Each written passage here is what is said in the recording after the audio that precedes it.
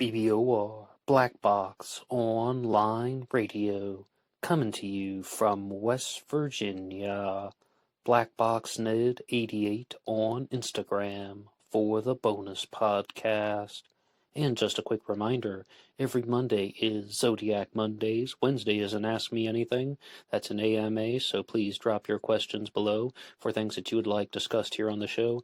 And Friday is an Anything Goes. Any subject is fair game, mostly talking about true crime, serial killers, the Zodiac Killer, but any subject is welcome. All right, so please share some ideas in the comment section about what you would like to hear about on this channel, and let's get started. Okay, hello everybody. Today is Wednesday, time for the AMA. That is the Ask Me Anything, where I respond to your questions and comments. Welcome to the show.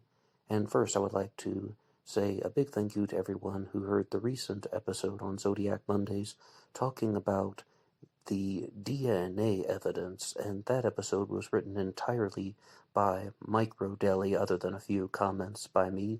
Mike Rodelli, the author of In the Shadow of Mount Diablo and The Hunt for Zodiac, and some other things that are around on YouTube are channels like AstroPsych 400, which I am also the host of, and that one's mostly going to be putting out stuff on the weekends, maybe whenever possible, but AstroPsych 400 was started to talk about the star signs. All these episodes about the Zodiac Killer got me very curious about astrology. I'm very skeptical of that stuff, but I did a 12-part response doing one video on each of the star signs.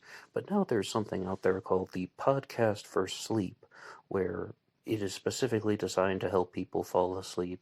Some people have said that they use BBOR for that purpose. They like to listen to this program at night, right before bed. So I thought, why not make something customized for that purpose?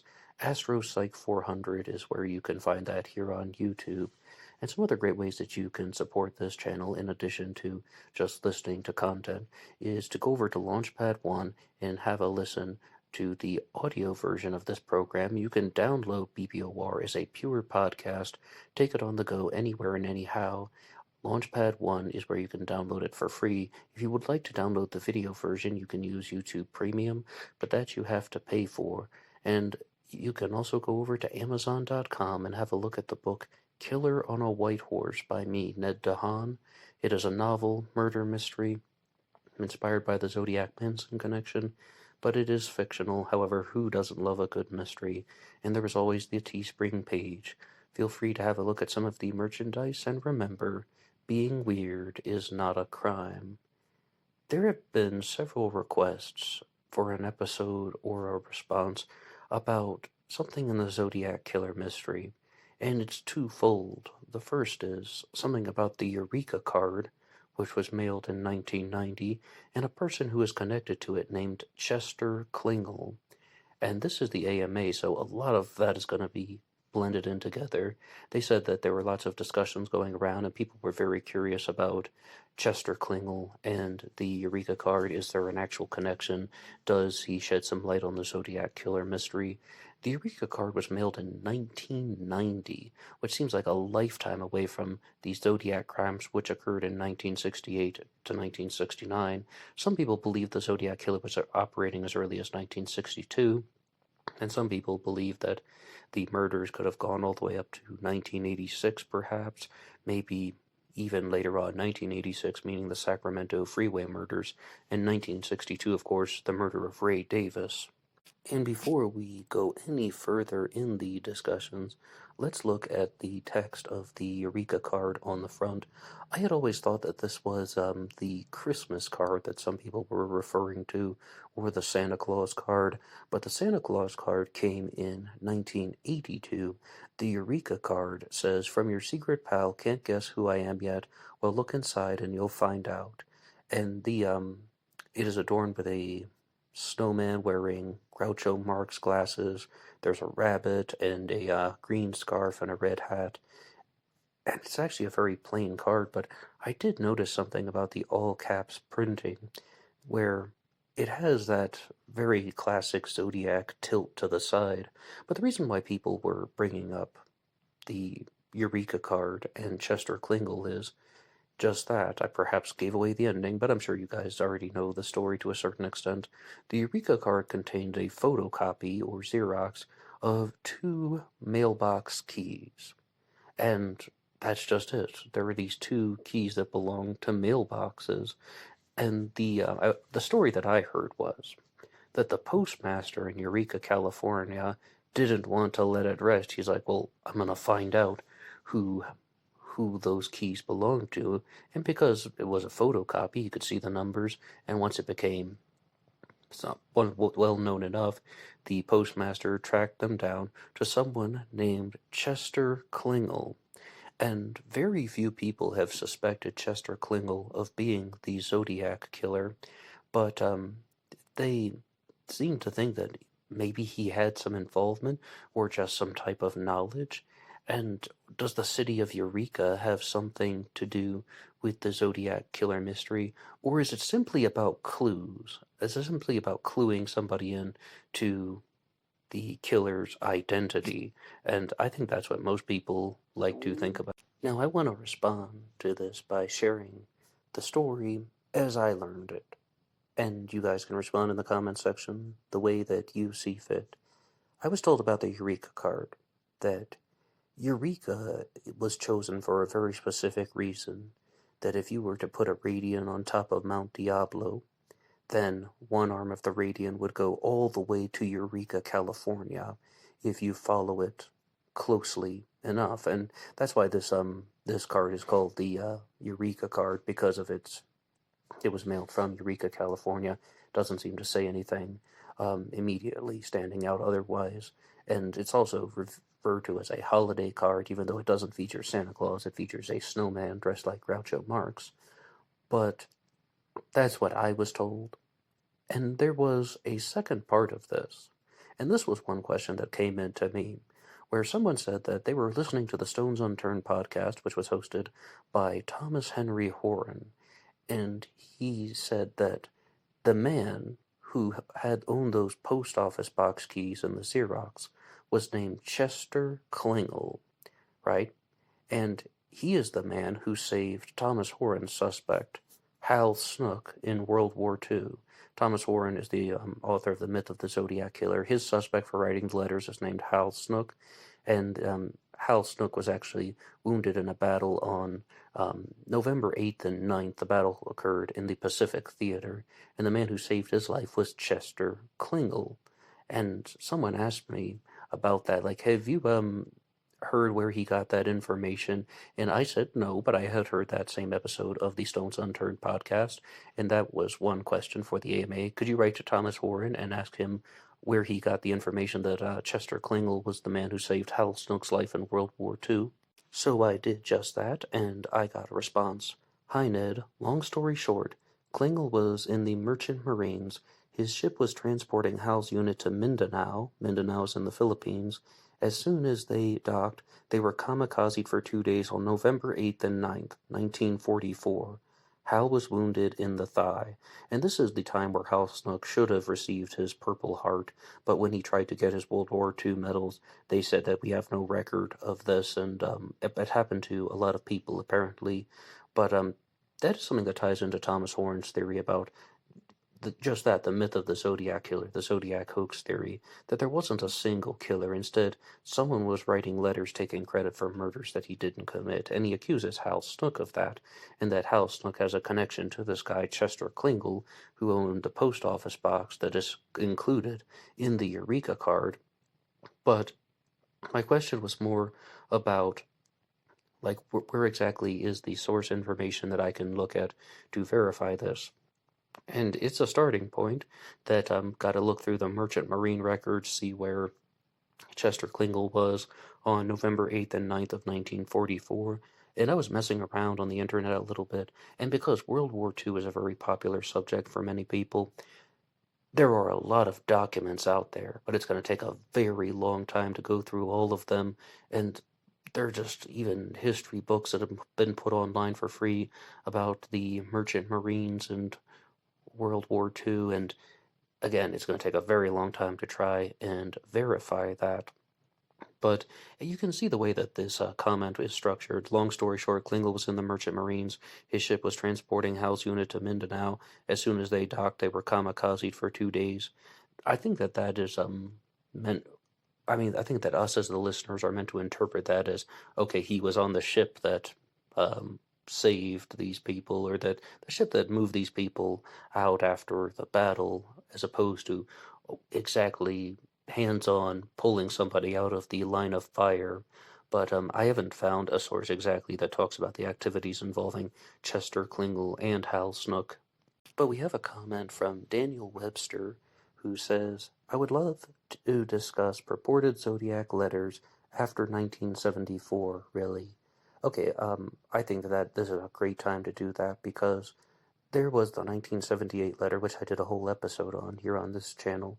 But when it comes to the Zodiac Killer's activities in the 80s and 90s, I have to confess that I was very curious about this, because there are some people who say that they don't believe that any of the canonical Zodiac crimes actually were the Zodiac Killer. That whether it's the murder of Ray Davis, as we said, or maybe another one like the murder of Sherry Jo Bates, the attempted abduction of Kathleen Johns, I very clearly state that I don't believe that any of those were actually committed by the same single person. And I talk about that in a lot of other episodes. But I did say in a previous episode that the one crime that is truly bothering me was the 1986 Sacramento freeway murders, which saw the deaths of Koyan Seichao and Choi Fao Sali. Not only that were these two people just gunned down on the side of a California freeway, but there was the 1986 letter that took credit for it. And the police also saw a suspicious individual walking nearby. The Blue Meanies almost caught me or something like that, but there is it's just something about that really bothered me. It was such a senseless crime. It was something that almost seemed like the activities of the Zodiac Killer, but not just a Zodiac, but someone who was getting older in years, who wasn't going to do something like the Lake Berryessa stabbing. So that's something that really bothered me. But there's the 1986 letter, then the 1987 letter. Then, in 1990, there is the Eureka card. And there are some reasons that I just couldn't get away from the Eureka card as a communication that could be authentic. It seems impossible, right? I mean, more than 20 years after the final confirmed Zodiac crime in 1969. But there are a couple factors, and the first is it's not only the card, it's also the envelope. And the envelope is red, but the printing on it seems very similar to some of the other Zodiac communications. And you could really see this if you read the book America's Jack the Ripper, written by Soren Korsgaard, and he lays out all the different envelopes, and you can see that there are commonalities in the hand printing on the envelopes, whereas in the letters it's rather different. And for the longest time I thought that the Melvin Belli letter was not an authentic Zodiac letter. I was like, the handwriting looks nothing like anyone else's. It doesn't look like any of the other Zodiac communications, with some other things like the Phillips 66 map was almost certainly written by the same person who wrote the Melvin Belli letter. But there is something that I was ignoring until I read America's Jack the Ripper.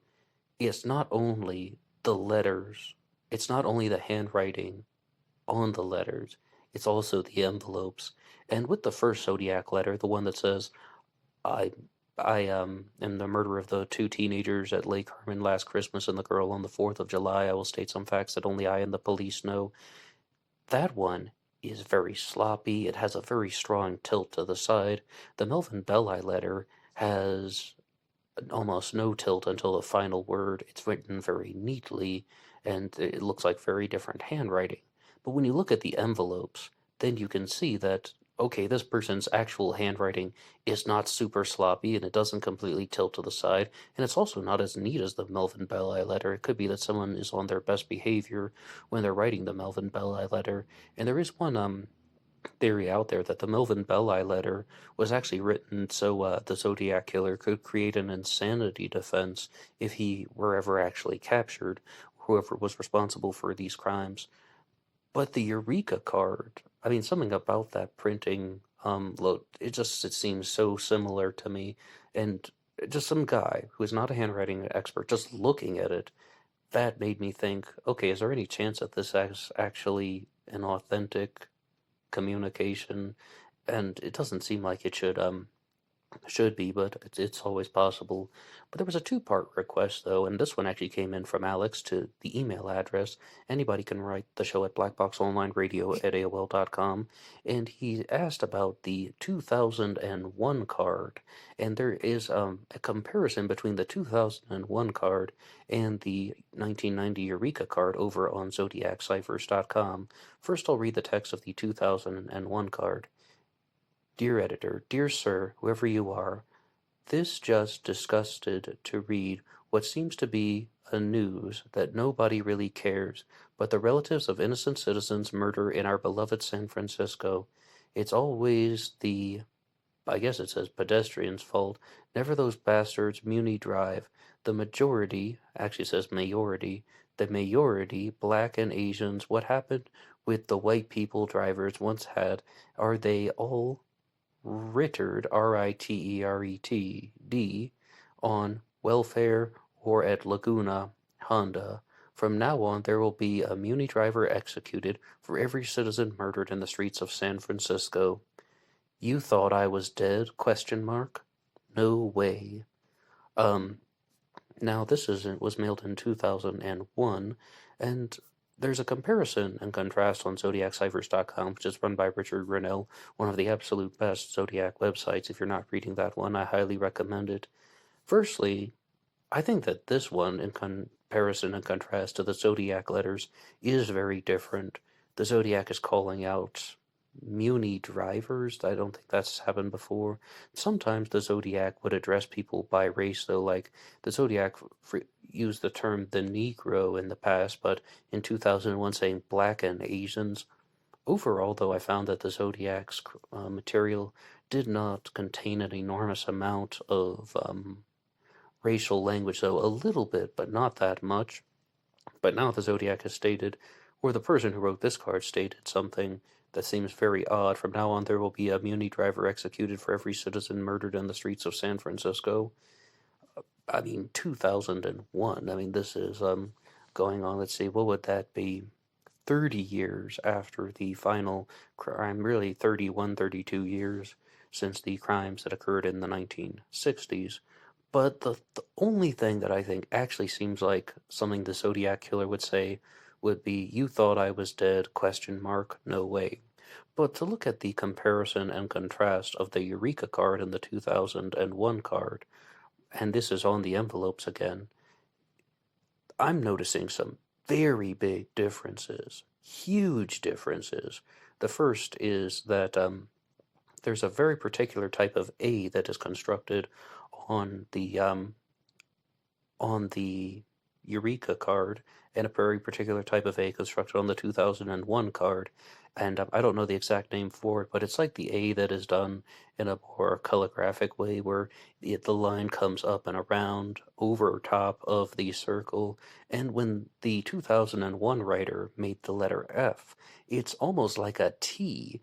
The hat line of the F goes all the way across.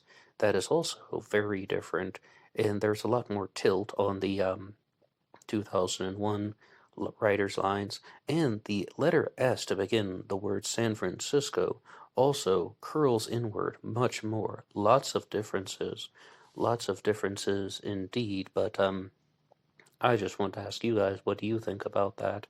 All right, so some points about this guy Chester Klingel. I think the biggest question was, if this guy were not the Zodiac Killer, and he didn't have any involvement with anything, why on earth did his keys end up in that Xerox that was included with the Eureka card? Now, I simply have the answer that I don't know. I did read online, just on a forum, glanced at it briefly, and it said that he was looked into and he was exonerated because of DNA, but I don't. I mean, that's just some post that was written on a forum, and I think there's a lot of info going out there that has maybe some questionable sources, or for some people like us and the general public, it becomes a little bit difficult to verify all of them. But I don't think that means we should discredit anybody's theory. There was always a possibility. But about a suspect that has a very low likelihood of having any involvement in the Zodiac killer mystery, look no further than Gary Francis Post. We had two comments that came in from Charles Garetti, who says, it was Gary Francis Post, and the second one says, the Zodiac was indeed Gary Francis Post. Now, anything is possible, but I think that based on the way that the researchers Dale Julin and the Case Breakers presented their findings, there is such a slim chance that they have any credibility at all. In fact, it seems rather to the contrary, that they're making it up, more or less. They are just trying to get the media's attention, which they succeeded in, and then they're going to be launching a book called Catching Zodiac in 2022, and there's even a rumor that they have a documentary in the works. It's a grift, and if I can give you my wholehearted, honest response, these people are liars, they are frauds, they don't deserve your time, they don't deserve your money, and they don't deserve your respect. But is there a chance? Okay, there's always a chance, but a very, very small one. And we have a comment from BF Golf on the episode, Did the Zodiac Killer Make a Phone Call on October 11th of 1969? And BF Golf says, if the Zodiac were at Darlene Ferrin's painting party, don't you think he would deny being at the painting party? I love how everyone completely writes off Richard Hoffman as being at the painting party just because he denies being there. Oh, wait a second. That is not the only reason why they deny that. There is also the fact that Dean Ferrin, Darlene Ferrin's husband, later on went to state that there was no painting party, the painting party never happened, and for the longest time I thought that the painting party was like something artistic, like ceramic, or people are painting pieces of pottery, or maybe they got small canvases or something, but it appears that it was a house painting party. It was about house painting. No matter what, though, Dean Ferrin seems to deny that it ever happened, that there ever was a painting party. That was just Robert Graysmith making it up, more or less. And we had a comment come in on the episode, Zodiac Killer Bill Menser, which looks at the suspect, Bill Menser, and Bill Menser was accused of an enormous amount of crimes. Not only is he a Zodiac Killer suspect, he is also sometimes referred to as Charles Manson number 2. Maury Terry accused him of the 1974 murder of Arliss Perry. Bill Menser was a former Vietnam vet who had explosives training. He also worked as a bus driver for some time. But the comment that came in was about some of the crimes that he committed in the 1980s. He wasn't convicted of any of the things that I just talked about. Instead, he was convicted of the 1983 murder of Roy Radin and the 1984 murder of June Mincher. Roy Radin was a movie producer who was shot, I think, 13 times, and an explosive was put into his mouth, and June Mincher was gunned down while walking on the sidewalk. But we had a comment from someone named Kat Deeringer who says, I dated Bill Menser during the 1980s. He was not involved with any satanic cult. He was a professional bodyguard to many celebrities and politicians. He did not kill transvestite June Mulcher. We were in Palm Springs when she was murdered. Now, someone is weighing in on this as a first-hand source, but what I did have to respond is, I hope you are telling the truth. About once a month I get a comment from someone, usually an ex-girlfriend, saying they knew a Zodiac suspect. Most of them I disregard, and there is a reason I chose to respond that way. Firstly, the woman's name was not June Mulcher, it was June Mincher. Her alias was June Mack, and, I mean, even though she has provided this thing that she is verifying Bill Menser's whereabouts, he was convicted for that crime. He was accused of lots of things, particularly the murder of Arliss Perry in 1974, which DNA revealed that it was not him. It was indeed somebody named Stephen Crawford, who was the security guard who found Arliss Perry's body and at Stanford. But I mean, how do you really accept something like that when someone is also stating that June not June Mulcher. Now you're messing me up. Let's just say June Mincher Mack. She was a transvestite. That is the first time that I've read that exact line.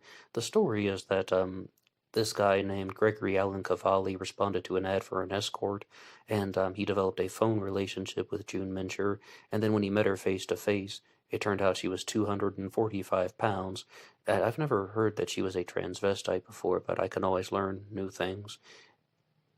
Then she started harassing him because Gregory Allen Cavalli rejected her. She was outraged, and she started harassing him to the point where Cavalli enlisted the services of not Bill Menser, but Arthur Michael Pascal. He was the intermediary who was actually working in professional security and such. And then Pascal directed two men named Bill Menser and Robert Lowe to commit the murder of June Mincher. And I believe they were also definitely charged with the attempted murder of a woman who was walking next to June Mincher because they were firing guns on the sidewalk at them. But there was another comment on that episode from Thomas Smith who says, Stephen Crawford wasn't convicted for Arliss Perry's murder.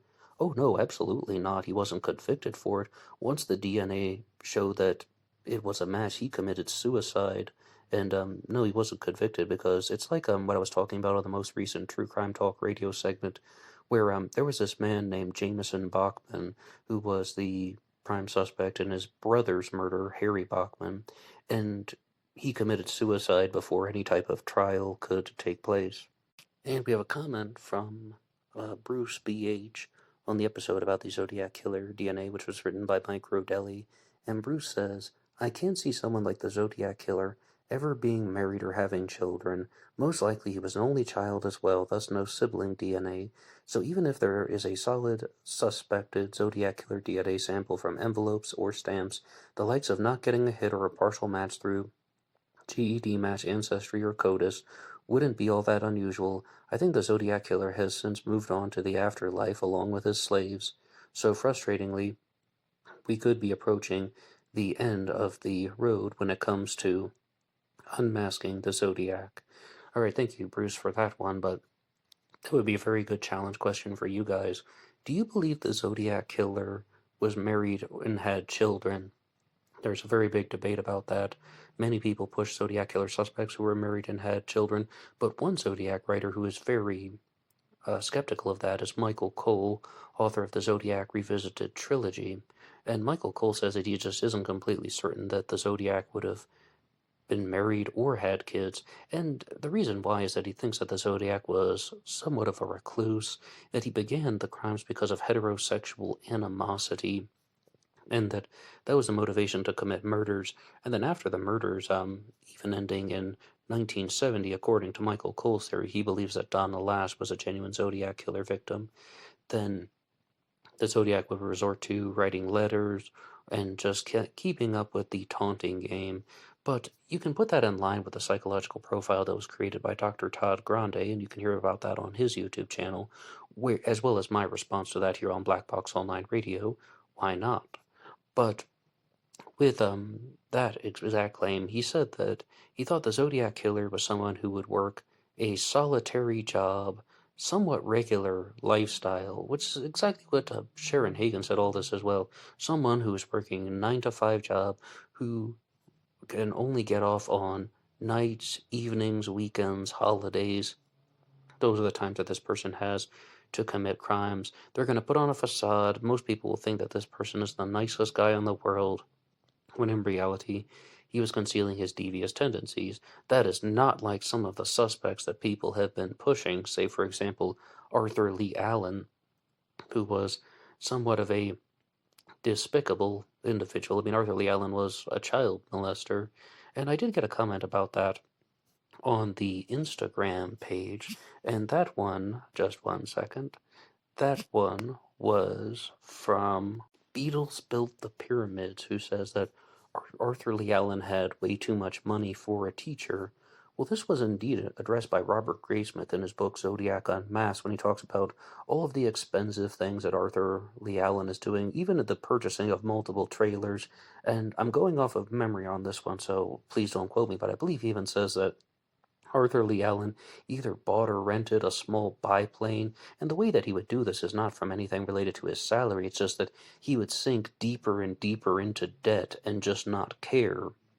So that's the explanation that was provided from Graysmith, of all people, who is trying to just absolutely vilify Arthur Lee Allen every way possible. And we also had a comment come in on the episode about Robert Ivan Nichols, but it was sent into the Instagram page again, BlackBoxNet88 on Instagram, where you can hear that bonus podcast that I'm always going on about. And it was from Drew Beeson, who's the author of Sighting In on the Zodiac Killer, as well as the host of the Zodcast. And on his channel, Drew Beeson, he talks not only about the Zodcast, but about his D.B. Cooper suspect, Ted B. Braden, and a host of other true crime cases.